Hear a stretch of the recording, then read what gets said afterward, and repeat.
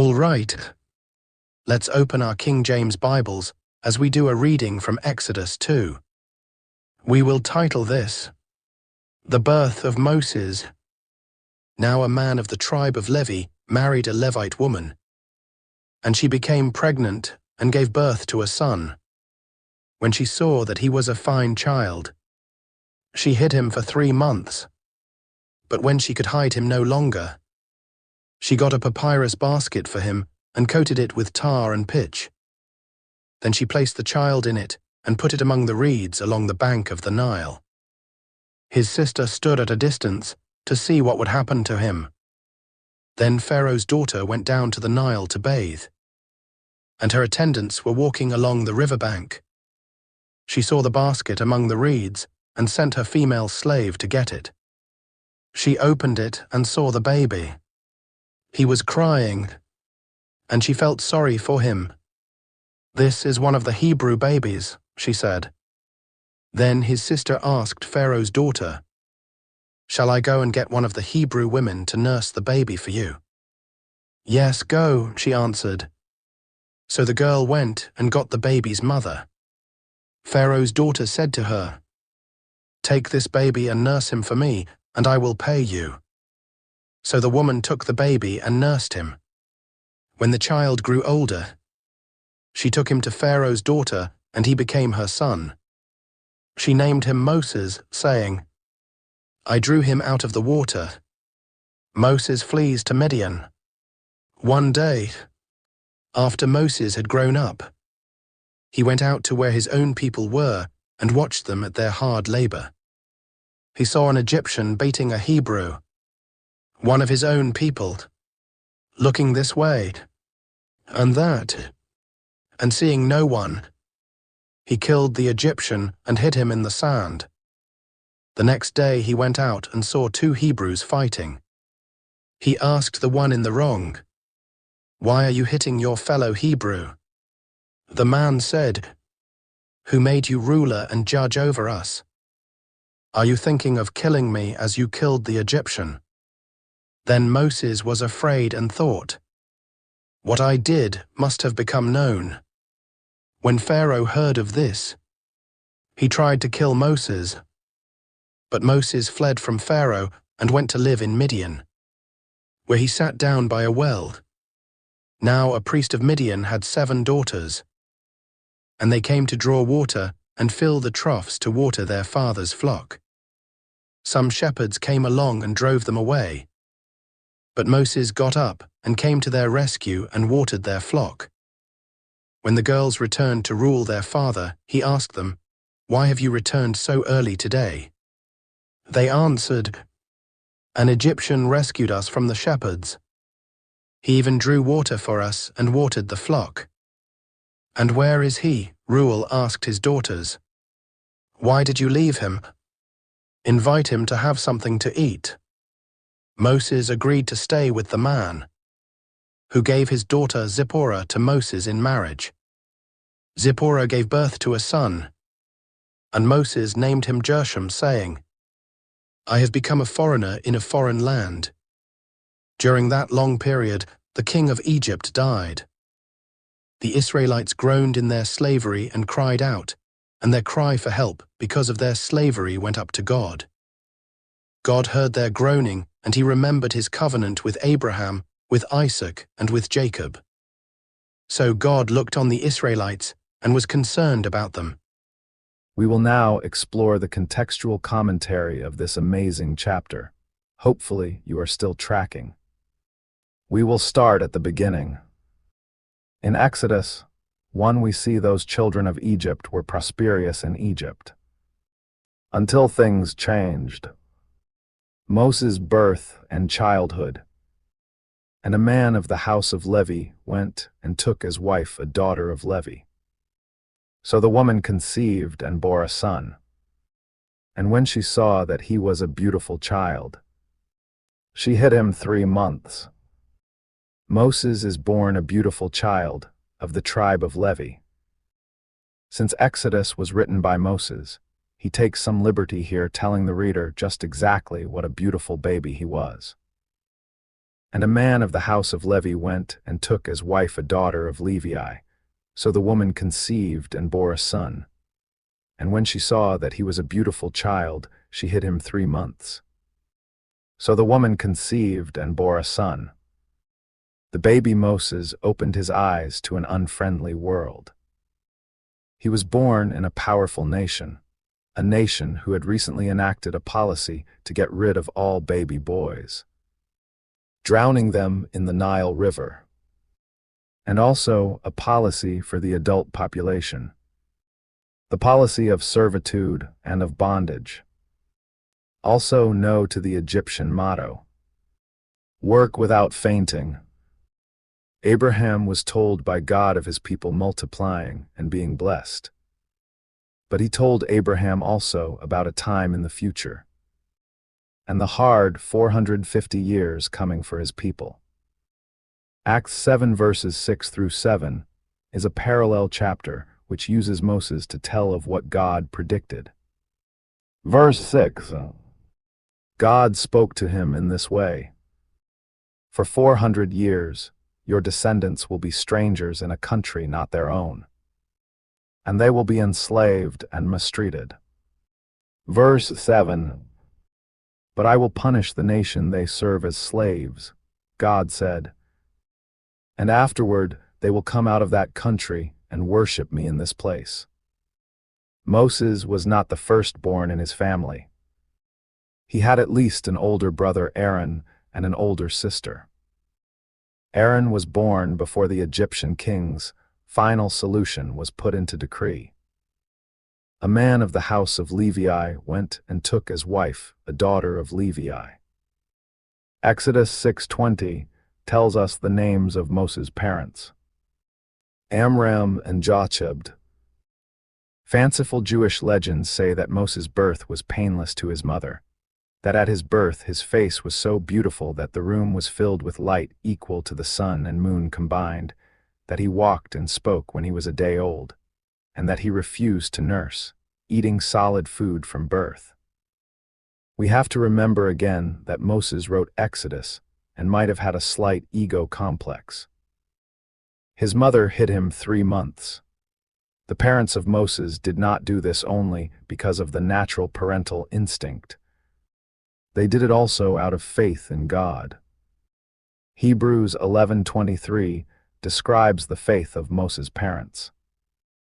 By faith Moses, when he was born, was hidden 3 months by his parents because they saw he was a beautiful child, and they were not afraid of the king's command. Moses' life can be split up each by 40 years. The first 40, pampering. Moses was to be something, and was most likely in line for a high position in Egyptian society, if not the role of Pharaoh himself. The second 40, preparing. He was a nothing whom God placed in the wilderness to prepare him. The third 40, pasturing. From his wilderness walk God takes nothing and makes something.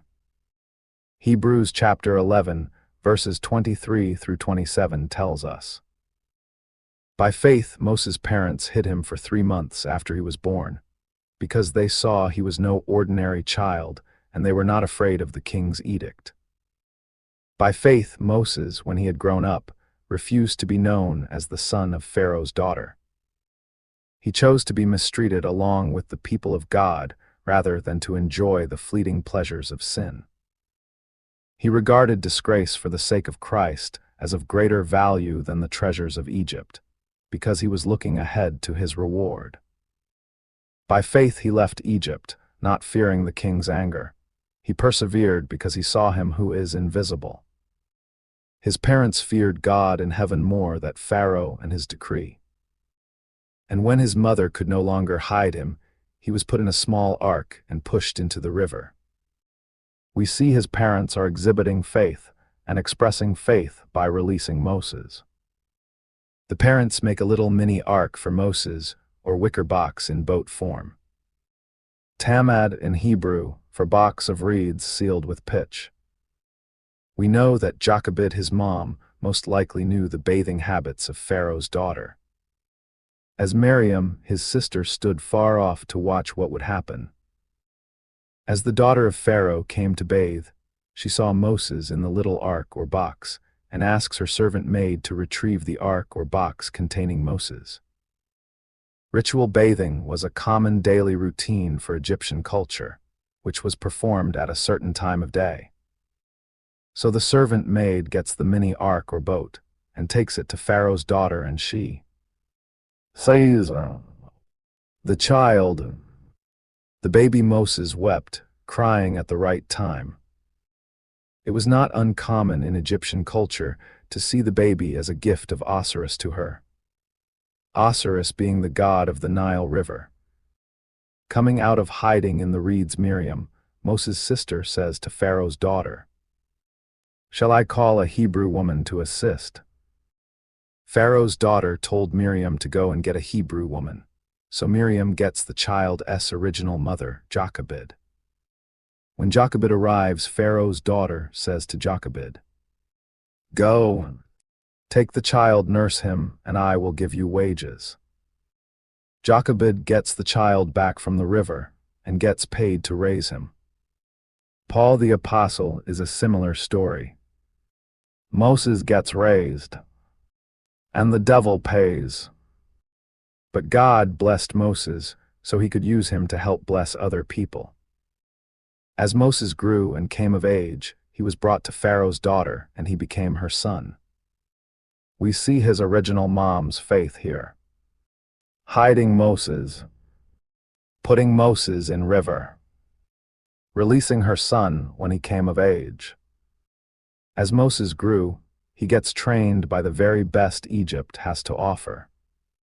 Chemistry, science, political, best university, advanced teaching, as now all avenues are opened up to him being Pharaoh's son. Many believe if Moses had not left Egypt, he would have been the next Pharaoh. In Hebrews 11 verse 25, we see Moses chooses to suffer affliction. Moses grows and gains sympathy for his fellow Israelites. Now it came to pass in those days, when Moses was grown, that he went out to his brethren and looked at their burdens. And he saw an Egyptian beating a Hebrew, one of his brethren. When Moses was grown, Acts 7:23 says this happened when Moses was 40 years old. Up until then, he was trained and groomed to become the next Pharaoh of Egypt according to Josephus, all the while aware of his true origins because of his mother. Hebrews 11:24-26 tells us some of what happened in the heart and mind of Moses as he looked at their burdens. It says that by faith, Moses deliberately decided to identify with the people of Israel rather than his Egyptian prestige and opportunity. By faith, Moses, when he became of age, refused to be called the son of Pharaoh's daughter, choosing rather to suffer affliction with the people of God than to enjoy the passing pleasures of sin, esteeming the reproach of Christ greater riches than the treasures in Egypt, for he looked to the reward. Upon seeing the Egyptian beating the Hebrew slave, Moses looked that way, and the other way. But his mistake was he did not look the other way. Because he is Egyptian, Moses kills the Egyptian thinking no one saw him. However, as we all know, sin in the flesh always needs a cover-up. So he did bury the Egyptian body in the sand, and on the second day saw now 2 Hebrew slaves fighting. When one of the Hebrew slaves says to Moses, "Who made you ruler and judge over us? Are you thinking of killing me as you did the Egyptian?" Moses knew that he had been found out. So Moses, now 40 years old, trades his silver spoon for a staff. Fearing Pharaoh, he flees to Midian. Midian was a person and was the 4th son of Abraham by second wife Keturah. Midian used here as a hot desert, just rocks. And takes lunch by a well. When Pharaoh heard of this matter, he sought to kill Moses. But Moses fled from the face of Pharaoh and dwelt in the land of Midian, and he sat down by a well. Now the priest of Midian had 7 daughters, and they came and drew water, and they filled the troughs to water their father's flock. Then the shepherds came and drove them away, but Moses stood up and helped them and watered their flock. When they came to rule their father, he said, "How is it that you have come so soon today?" And they said, "An Egyptian delivered us from the hand of the shepherds, and he also drew enough water for us and watered the flock." Moses probably had little idea of it at the time, but he was too big for God to use. Moses tried to do the Lord's work in man's wisdom and power, and it didn't work. After 40 years of seemingly perfect preparation, God had another period of preparation for both Moses and the people of Israel, to make them ready to receive Moses. If Moses went into the area of Canaan and Syria, he would have found no refuge. There was a treaty between Ramesses II and the Hittite king, to the effect that fugitives along the northern route to Syria would be arrested and extradited.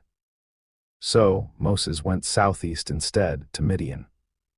Midian was east of the section of the Red Sea known today as the Gulf of Aqaba, in present-day Saudi Arabia. The priest of Midian had 7 daughters.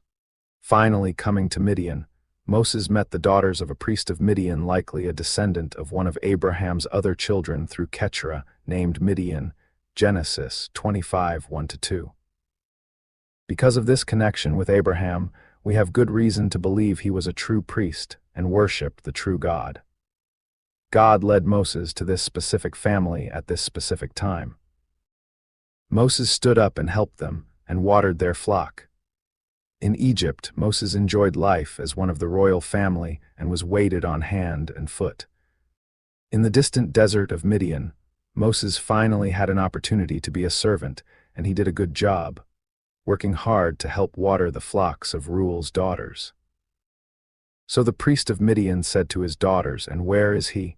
Why is it that you have left the man? Call him, that he may eat bread." Then Moses was content to live with the man, and he gave Zipporah his daughter to Moses, and she bore him a son, and he called his name Gershom, for he said, "I have been a stranger in a foreign land." Moses was content to live with the man. By taking a wife and having a son, Moses seems to give up on Egypt and his hope of being a deliverer for Israel. Moses was content with where God put him, even though Midian was very different from Egypt. Zipporah, we might translate as warbler or, less kindly, twitterer. It is the name of a small bird. He called his name Gershom. This name, meaning stranger, was evidence of some loneliness, living apart from either the Egyptians or the Hebrews. We make a mistake when we think that the years in Midian were a waiting time for Moses. They were instead working years. He had never worked this hard in his life. God trained him, shaping him for his future calling, but Moses was certainly not on the shelf. In Egypt, Moses learned how to be somebody. In Midian, he learned how to be nobody. Much he had learned in Egypt, but more in Midian. Now it happened in the process of time that the king of Egypt died. Then the children of Israel groaned because of the bondage, and they cried out, and their cry came up to God because of the bondage. So God heard their groaning, and God remembered his covenant with Abraham, with Isaac, and with Jacob. And God looked upon the children of Israel, and God acknowledged them. The Hebrews groaned under the bondage from Egypt. God then remembered covenant he made to Abraham, to Isaac, and to Jacob. Time has come to deliver his people. And God will send a 80-year-old failure to Egypt to free his people. Moses learned his BSD degree, backside of the desert degree, just as David learned his BSD degree. By the time we see Moses active serving God, he is 80 years old. We close with Psalm 90, a prayer of Moses, the man of God. Lord, you have been our dwelling place throughout all generations. Before the mountains were born, or you brought forth the whole world, from everlasting to everlasting you are God. You turn people back to dust, saying, Return to dust, you mortals. 1,000 years in your sight are like a day that has just gone by, or like a watch in the night. Yet you sweep people away in the sleep of death. They are like the new grass of the morning. In the morning it springs up new, but by evening it is dry and withered. We are consumed by your anger and terrified by your indignation. You have set our iniquities before you, our secret sins in the light of your presence. All our days pass away under your wrath. We finish our years with a moan. Our days may come to 70 years, or 80, if our strength endures. Yet the best of them are but trouble and sorrow, for they quickly pass, and we fly away. If only we knew the power of your anger. Your wrath is as great as the fear that is your due. Teach us to number our days, that we may gain a heart of wisdom. Relent, Lord, how long will it be? Have compassion on your servants. Satisfy us in the morning with your unfailing love, that we may sing for joy and be glad all our days. Make us glad for as many days as you have afflicted us, for as many years as we have seen trouble. May your deeds be shown to your servants, your splendor to their children. May the favor of the Lord our God rest on us. Establish the work of our hands for us. Yes, establish the work of our hands.